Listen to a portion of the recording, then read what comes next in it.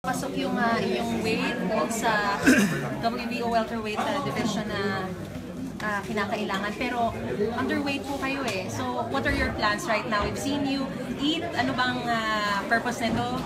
Magpalaki na tayo for tomorrow's fight? Ano pa rin, regular pa rin ang kain natin. Yung pagkain natin regular pa rin pero hindi masyado marami pero marami lang siya every 2 hours. Every 2 hours. Oo. Ano yung desired weight na gusto nyong ma-achieve when you enter or when you go up on the ring? 148 something.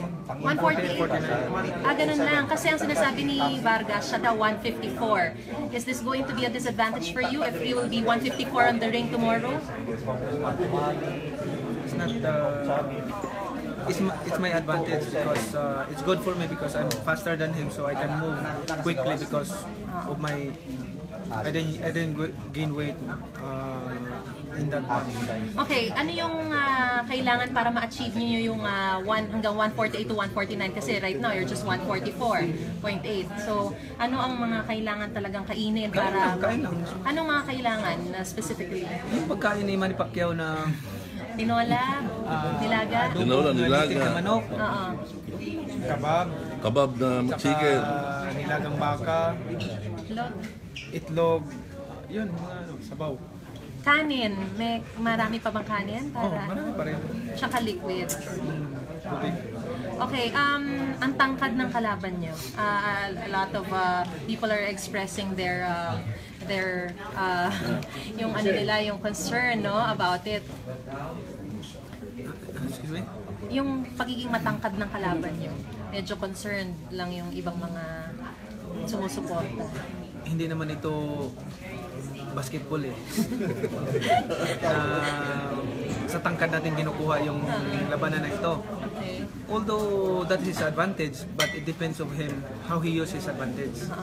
That's the problem eh. When you have advantage, you have to know how to use your advantage. Because if you don't know how to use your advantage, then Baliwala. baliwala. Oo. Wala ring effect yun. The same way with the So, reach.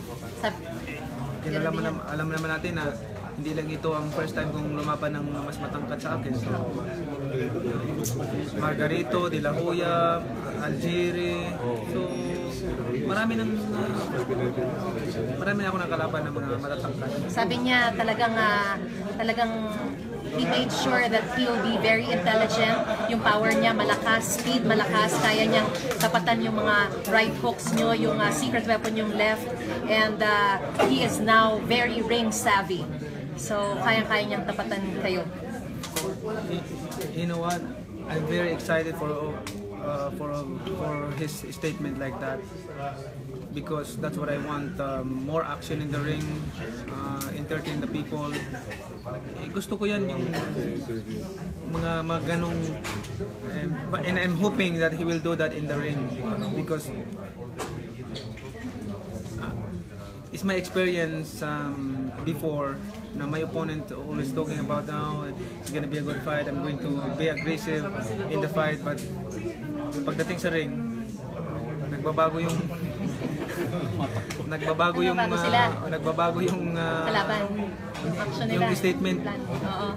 Nagbabago yung action niya doon sa statement niya. Oo, dahil pag nakita na kayo, parang umuurong na, gano'n. Ayoko sabihin na dahil sa nakita ko, pero alaman niya maya ako ang kalaban niya eh. So, siguro lakasan ng loob yan.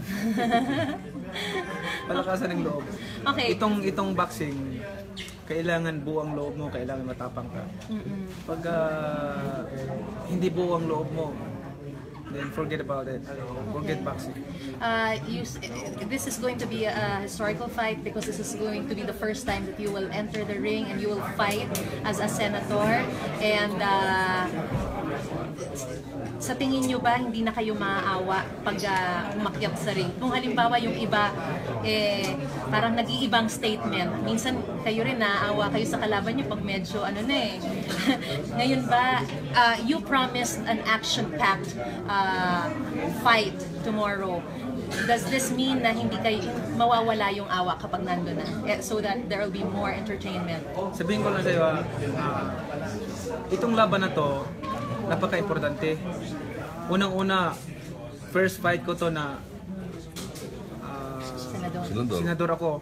First fight ko na, siyempre, championship pa, challenger ako. And then, pangalawa, this is a historical fight. Itong laban na ito, mailagay na to, first time in history of boxing. So, another record, another chapter of boxing history, this fight. So, siguro, alam mo na yung ibig sabihin kung paano ka-importante, gaano ka-importante itong fight na ito. We have to hear it from you, Senator. Maawa ka ba o hindi? My explanation is, sabi ko nga, importante itong laban na ito sa akin. I'm sure, it's a common sense. Dictates. Common sense. Dictates. Yun na yun. Kumbaga, sabi ko, importante itong laban na to, history ito ng boxing. Pangalawa, this is my first time na lalaban ako or buhat nung ako ay naging senador. So, alam mo na ibig sabihin. Ano pang mga ibang mga ritual na gagawin ninyo or at least what are the other activities that you will be doing prior to your fight tomorrow? Ritual. Walang ritual. Dasal, mamaya Bible sharing. I'm a Christian. I believe God. God will empower me, He will strengthen me in the fight, and He will guide me, He will protect me. Mamaya tuloy pa rin yung may Bible sharing pa rin. May Bible. 6 p.m. Alright. Any message to the Filipino people and to all your supporters all over the world? Thank you. First, I would like to thank God for everything, the blessings that He gave to me, the favor, the support of the boxing fans all over the world. Thank you so much for everything. You're always there to support me, especially this fight. And of course, the Filipino people. This fight is dedicated to the honor for our country, and of course. For the unity of the Filipino people. Okay. Senator, may pahabol Alam lang naman ako. natin na every fight, nagkakaisa ang buong sabay ng Pilipino. At zero crime pati. Zero crime, manunood sila lahat. Thank you to the prayers and support of the whole Filipino. Oo. Pahabol lang kasi kahapon or the other days nung na-interview si Jessie, may hugot siya. Siya daw ang defending champion pero parang kayo raw ang mas pinapansin. Oo, hugot. May hugot siya. So, he expressed his concern about it and yung sentiments niya regarding that matter. How do you react to that statement? May point naman siya.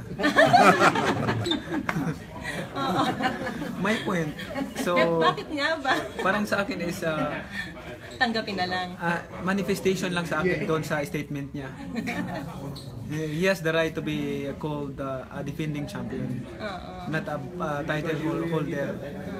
So, diba? He is a champion, he's defending his belt. So, kailangan din, ano yan? Wala ka ng any concerns right now.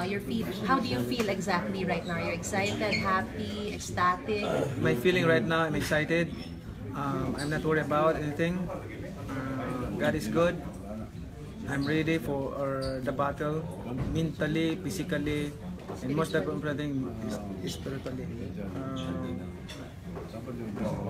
Wala na tayong... Manood na lang ang mga tao. Manood na lang Anyayahan sila. nyo. Yeah, manood sila.